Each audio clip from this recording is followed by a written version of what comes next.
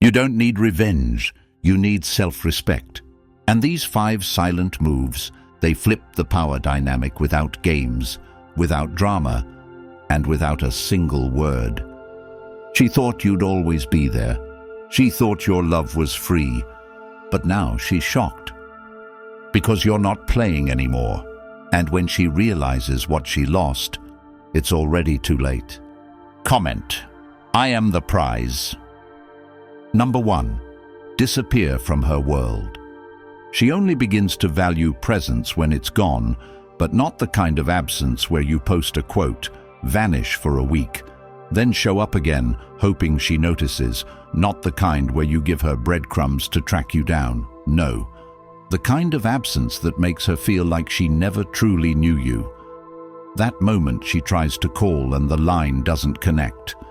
That second she scrolls through old messages and your last words feel colder than silence itself. That minute when her ego tells her you'll come back, and every passing hour proves that assumption wrong, because when you disappear from her world without a sound, without drama, without flinching, you become the ghost that haunts her every interaction. Not because she misses what you gave her, but because she can't recreate it with anyone else. And while she scrolls through her options, hoping one of them makes her feel the way you did, deep down she knows none of them will measure up, because none of them endured her indifference. None of them showed up consistently when she offered inconsistency. None of them stayed when she pushed and loved harder when she pulled away. And when you finally stop reaching, stop reminding her that you exist, she starts noticing the silence, not because she loves you suddenly, but because the control is gone, the power is shattered, the comfort of knowing you'll return, no matter how many times she emotionally mistreats you, is replaced with a deafening awareness that she never had you under control at all. And that absence.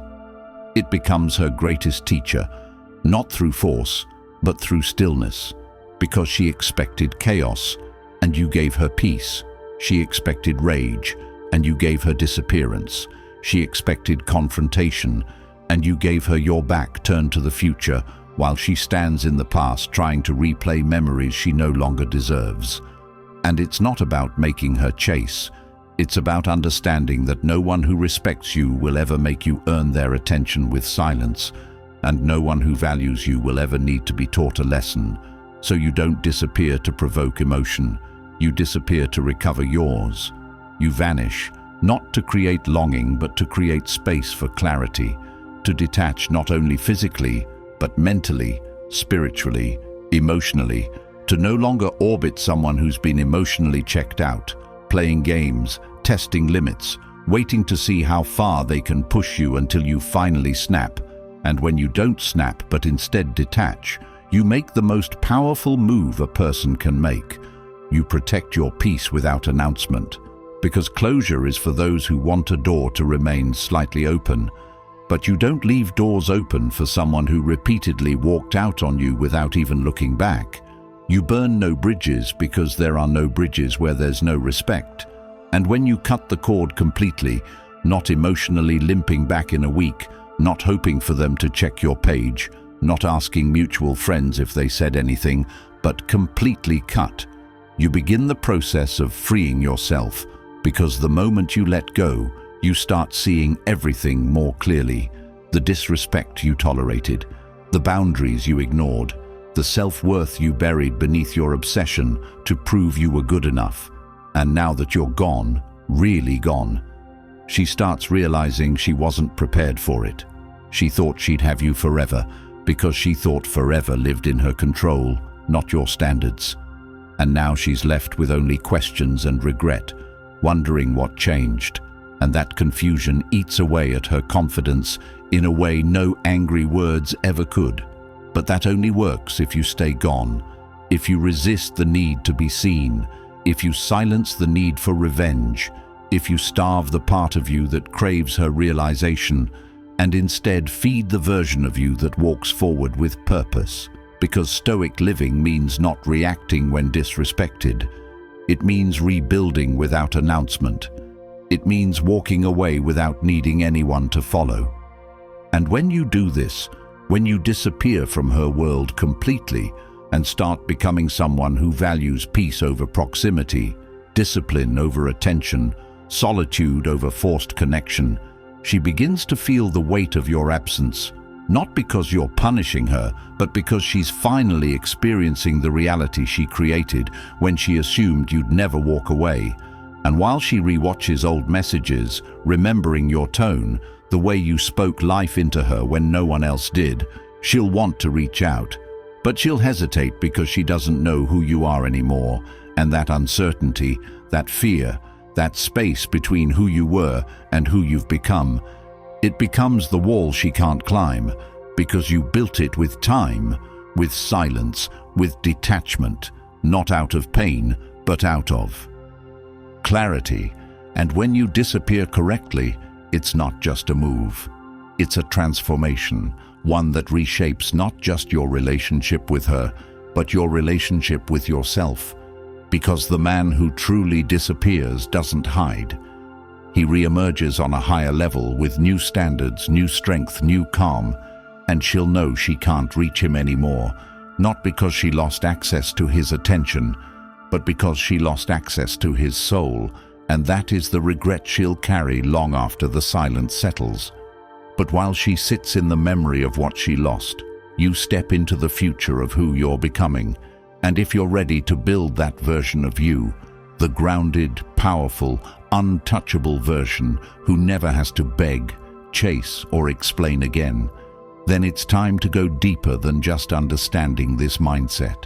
It's time to live it, and that's exactly what the Stoic Relationship Blueprint was created for, not just a book, but a lifelong manual filled with timeless principles that don't just speak to your situation, they redefine who you are inside it.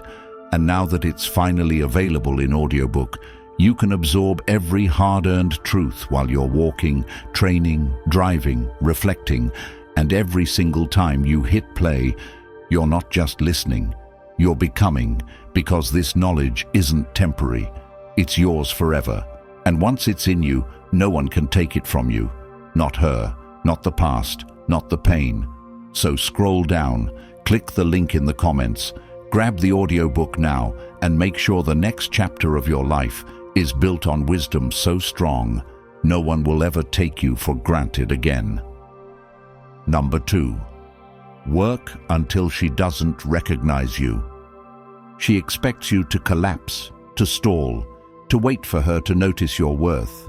She expects you to spiral into distraction, to pretend you're unaffected while secretly checking her story views, to post vague captions, hoping she'll understand you're hurting and come back. She expects you to replace her with another version of her instead of replacing her with purpose.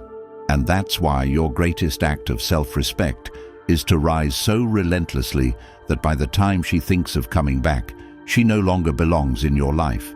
Because if the version of you who tolerated breadcrumbs continues to exist after she leaves, then you haven't changed. You've just paused. And growth doesn't come from waiting. It comes from rebuilding so ferociously that the man she once thought she could manipulate becomes a stranger she no longer qualifies to know. And while she's out proving she can live without you, you're proving to yourself that you should have started living long before she left. And the moment you accept that closure is your responsibility, not her job to give, you begin the climb, not to impress her, not to send a signal, but to redeem every version of yourself that accepted less than you deserve. Because the grind isn't about revenge, it's about clarity. It's about waking up at 5 a.m., not because it's trendy, but because you've had enough of seeing potential in your own reflection that never gets realized. It's about working so hard on your body, mind, discipline, finances, habits, that you finally become the man who never would have tolerated her behavior in the first place. And while she's flirting for attention, you're reading, you're lifting, you're investing, you're creating systems, not stories. And in this silence, something shifts, because the same woman who once ignored your effort is now watching from the shadows, confused by your lack of reaction, disturbed by your peace, jealous of the world you're building without her, because growth exposes the gap, and when you rise, she sees just how small she played you.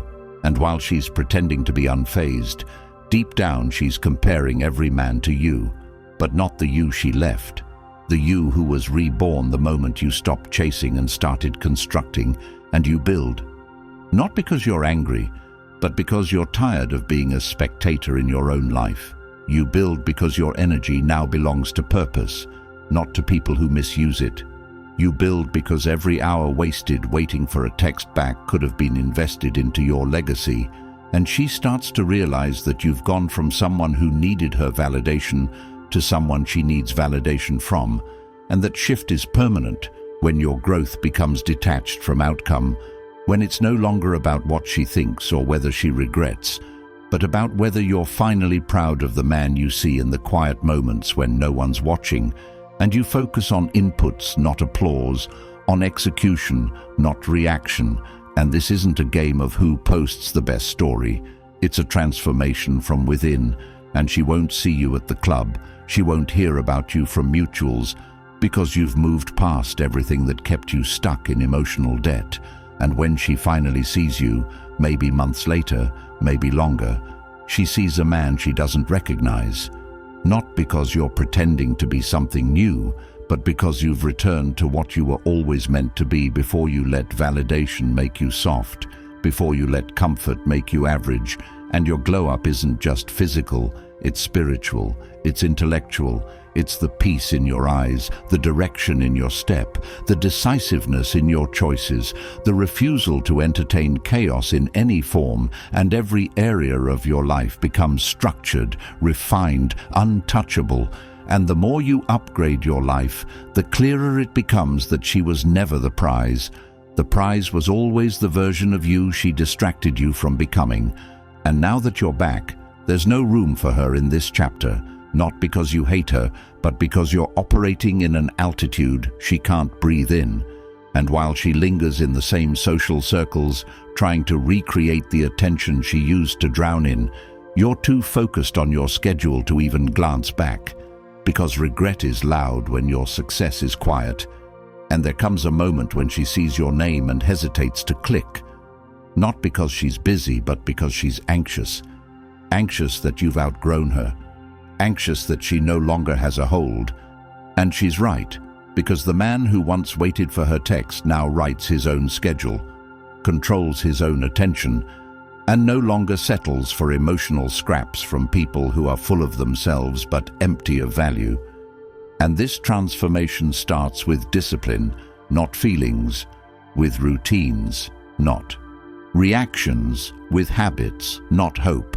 And you build every single day, even when it hurts, especially when it's lonely, because the weight of growth is lighter than the regret of staying small for someone who never planned to grow with you. And as your life compounds, your finances stabilize, your fitness elevates, your communication sharpens, your time becomes sacred. She realizes you're no longer the man she dismissed. You're now the standard she can't meet, and the pain of being replaced is nothing compared to the realization that she never even knew the real you. She only knew the version that tolerated her games, the version that explained his feelings, that fought for a place in her life. But now you don't even explain your absence. You don't defend your choices. You don't hint that you've moved on. You just live, you just grow, you just build. And the man who builds relentlessly is the man no one forgets. Not because he begs to be remembered, but because he becomes impossible to replace. And in the quiet of her room, scrolling through what was, what could have been, she feels the reality most never admit, that the one she took for granted is now the one she'll never reach again, not because you made her feel guilty, but because you made yourself unavailable in every way that mattered. And that's what transformation does. It removes access from those who misused it and reserves your energy for the life you're finally ready to build. And when you work until she doesn't recognize you, you don't just evolve, you transcend. Number 3, stop explaining yourself. Every time you explain yourself to someone who already made up their mind about you, you give them more power over your peace. You feed their ego with your reasoning. You keep the door open to manipulation under the disguise of understanding, and in the process, you betray the part of you that already knows the truth, because a person who truly respects you doesn't need explanations for your standards, and a person who doesn't respect you will never understand your explanations anyway. And so you enter a cycle where you keep trying to justify why you feel hurt, why you pulled away, why you changed, why you're acting differently. And every time you do, you reinforce the belief that your value must be negotiated, that your boundaries must be explained, that your worth must be proven. And this is where the slow death of your self-respect begins. Not in the argument itself, but in the internal betrayal of saying, maybe if I explain it better, they'll finally understand. But they don't, because they're not confused, they're indifferent. They hear your long message not as an expression of hurt, but as confirmation that you still care, that they still have control, and the more you talk, the more they tune out. And now your words don't land, they leak. Your energy spills out in the form of paragraphs, long voice notes, emotional breakdowns trying to make someone see what they're intentionally avoiding.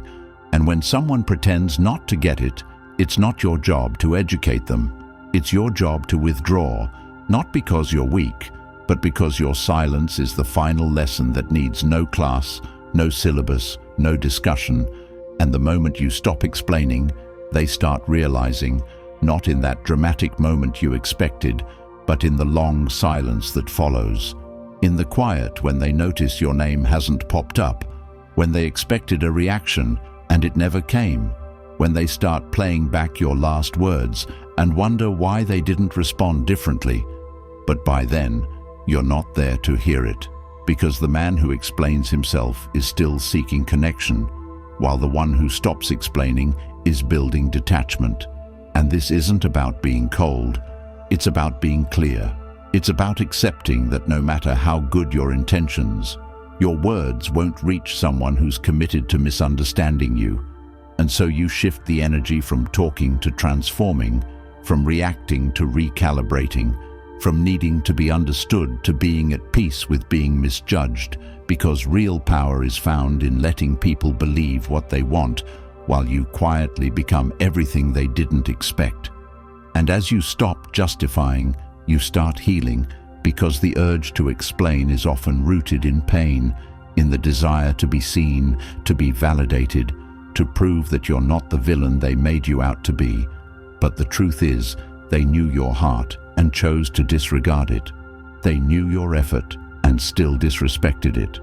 And if someone can watch you suffer and still need a breakdown of your emotions to act right, they were never going to value you anyway. And the sooner you accept that, the faster you stop rehearsing conversations in your head, crafting replies to messages that never come, wondering how to word your truth in a way that finally lands, because you realize your truth doesn't need to land, it just needs to be lived. And once you stop explaining yourself, everything shifts. People who once toyed with your attention feel the weight of your absence, not because you slammed a door, but because they expected an essay and received silence, and it shakes them, not immediately, but deeply, because silence holds them accountable in ways words never could, and you now use your words where they matter, on your goals, on your craft, on your daily habits, on building a life so structured and grounded that even if they came back, they wouldn't know where to fit in, and you let your actions speak in languages your explanations never could, because nothing says, "I meant what I said," like not repeating it. Nothing says, "I'm done," like moving in silence.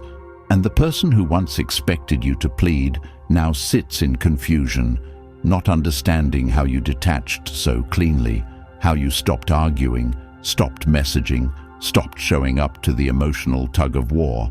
And it's because you learned what Stoic living teaches, that peace is preserved not through control, but through boundaries, that emotions are not weapons or tools for negotiation, but signals that show you where to stop giving access, and you stop giving access by saying nothing, by not clarifying your withdrawal, by not breaking your silence with a desperate final message.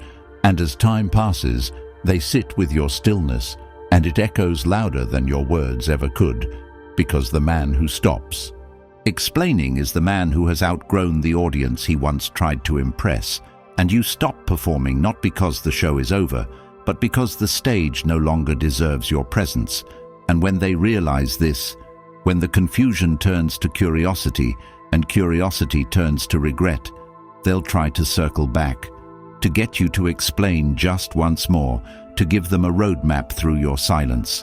But you won't, not out of spite, but out of evolution, because you no longer argue with people who disrespected you while you were honest, who laughed while you opened your heart, who dismissed you while you tried to be better, and now that you're better, they no longer get a front row seat.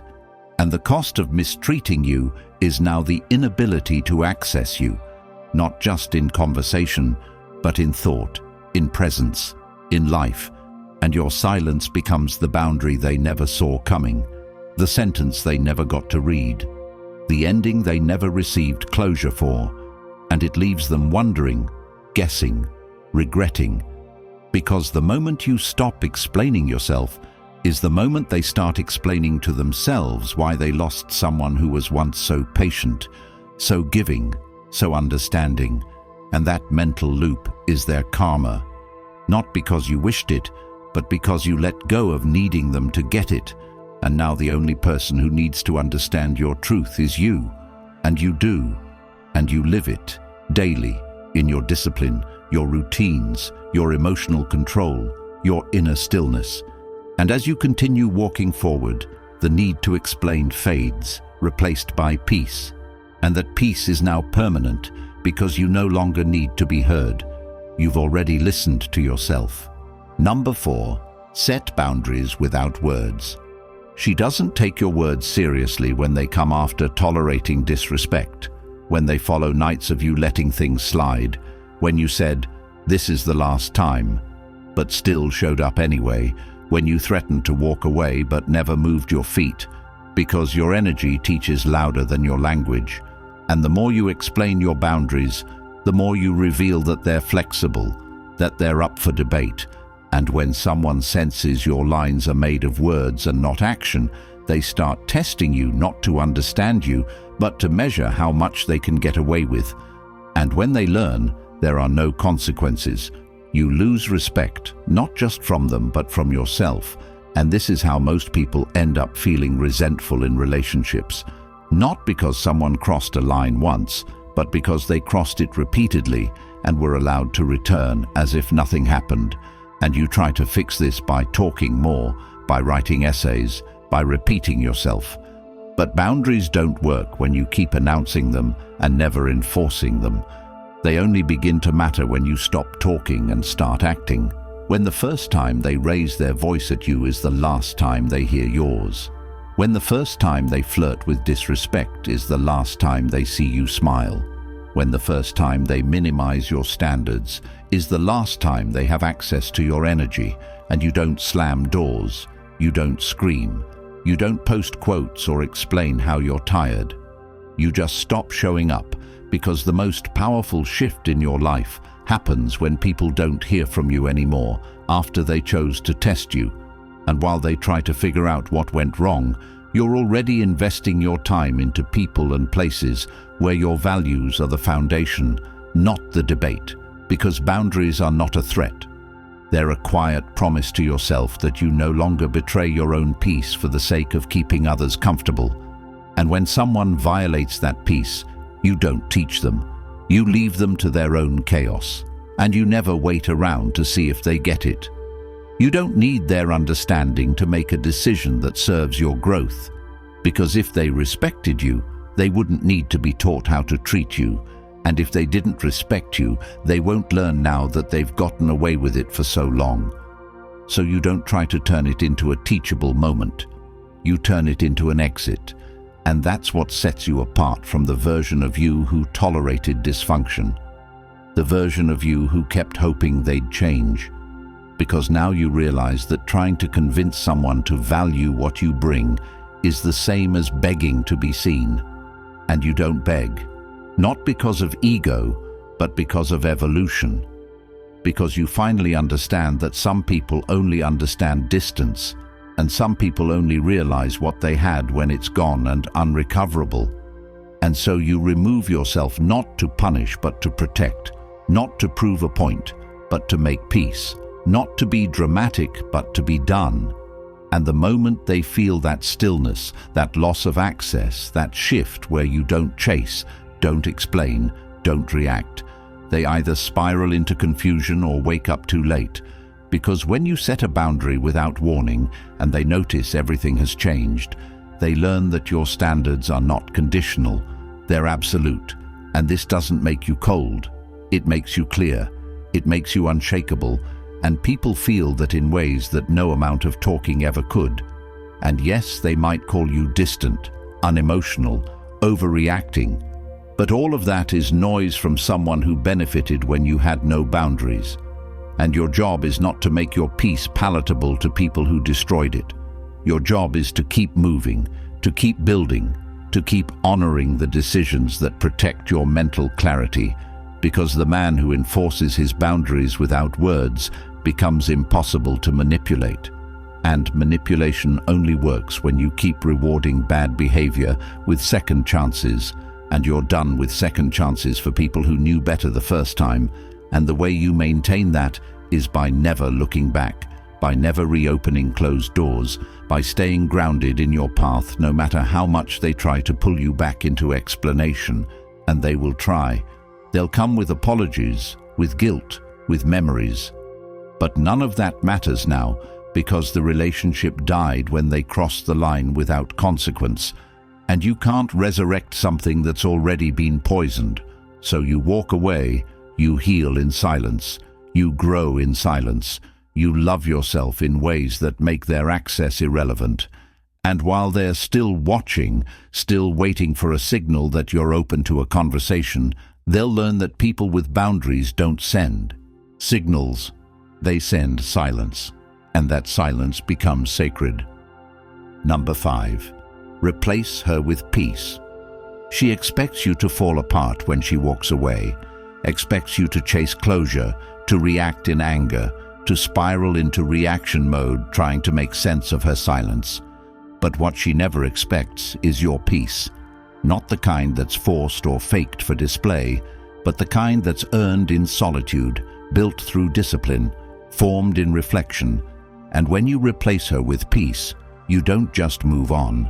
You transcend the emotional leash she thought you'd stay tied to, because while she's out searching for attention, using validation to numb her own emptiness, you're building a life that doesn't include the need for her recognition, and that disarms her more than any revenge plan ever could, because her real power wasn't in her presence. It was in your emotional dependence on her. And the moment you cut that dependence, the game ends, and you walk out of it, not to find someone new, but to finally find yourself. And when that shift happens, she starts to feel the absence she never believed would exist. She starts to check your page not to admire your glow-up, but to confirm whether or not you've really let go. And when all she sees is silence, focus, growth, direction, when she realizes you're not posting subliminals, not clapping back, not proving anything, she realizes the grip she had is gone, and it doesn't come back, because peace is not something you rent, it's something you build. And once you've built it, anyone who threatens it doesn't belong near it, and she knows that. And now you're not the same man who used to overthink every unread message, who waited for replies like they were oxygen. You've become someone so centered that even her apology wouldn't change the trajectory you're on, because peace teaches you that attention isn't love, that presence isn't partnership, that showing up physically means nothing if it's not matched with consistency. And now you see it clearly. Now you understand that being chosen isn't the same as being respected, that being missed doesn't mean being valued. And so when she starts feeling your distance, when she starts remembering the way you made her feel safe, grounded, steady, she's hit with the reality that she'll never find that again, not because you're unique, but because she broke something in you that can't be repaired. Not out of hate, but out of evolution. Because you don't rebuild bridges to places that robbed you of your peace. And this is where you finally step into your power. Not when you rebound, not when you try to replace her, but when you realize she's not a loss, she's a lesson, and your greatest gain is the self-worth you reclaimed the moment you stopped needing her to see it. And now, instead of chasing validation, you chase vision. Instead of proving yourself, you improve yourself. And that shift creates a life that doesn't respond to chaos. It creates one that radiates order, calm, strength, and it doesn't need to be posted to be real, because you no longer live to be seen, you live to be fulfilled, and fulfillment comes from within. From knowing that peace isn't the absence of problems, but the absence of emotional slavery. And now your mornings are different, not because someone texts you good morning, but because you no longer wake up with anxiety wondering where you stand in someone else's life. You know where you stand, in your lane, in your truth, in your focus. And while she may be out there still playing the same games, still testing the next man's patience, still flirting with instability, you've moved into a state of clarity that makes her irrelevant. And that's the part she can't undo, because she expected you to hate her, expected you to rage, expected you to come back and ask for closure. But you replaced her with peace. And peace doesn't scream, doesn't announce itself. It just sits quietly in the center of your life, protecting everything she once disrupted. And now when she scrolls through old conversations, remembers how you showed up with calm, with care, with presence, she starts feeling the weight of what she threw away. And the difference now is that even if she knocks, there's no door left to open, because the chapter is closed not out of pride, but out of understanding that anything that costs you your peace is too expensive to entertain. And that wisdom becomes your standard, not just for relationships, but for how you do everything. How you pick friends, how you manage your time, how you choose your goals, how you protect your energy. And now every new connection is filtered through one question: does this protect or disrupt my peace? And if the answer isn't clear, you don't engage, because peace is no longer a luxury, it's your default. And this is where you become rare, because most people chase distractions when they're hurt. Most jump into something new to feel seen, but not you. You stay still, you build, you rise, and in that stillness, in that discipline, you find everything you thought someone else would give you: confidence, stability, joy, purpose. And now that it's yours, she's left trying to find someone who gives her what you gave freely, not realizing it wasn't the gifts, it was the giver. And that giver no longer exists in her life. And she feels that now, not in a dramatic breakdown, but in quiet moments when she wishes she could reach out and knows deep down there's nothing left to reach. And your peace becomes the proof, not just that you moved on, but that you healed in a way that doesn't leave space for her return. And that, more than anything, is what makes her regret. They told you to just move on, to be the bigger person, to stay quiet while you're being disrespected. But what they never told you is how to heal with power, walk away with peace, and rebuild with purpose. Society doesn't want you to have this knowledge, because a man who sees clearly is a man they can't control. A man who lives by Stoic principles is untouchable. And that's why the Stoic relationship blueprint isn't just a book. It's the wake-up call you've been denied for too long. And now, with the audiobook finally available, you can carry this clarity with you while walking, training, grinding, absorbing every truth that'll save you years of pain and regrets. This isn't for everyone. It's for the man who's done being played, done being lost, done being silenced. So if you're ready to never be taken for granted again, comment, "I reclaim my peace," like this video, and subscribe to help more men find the truth before it's too late.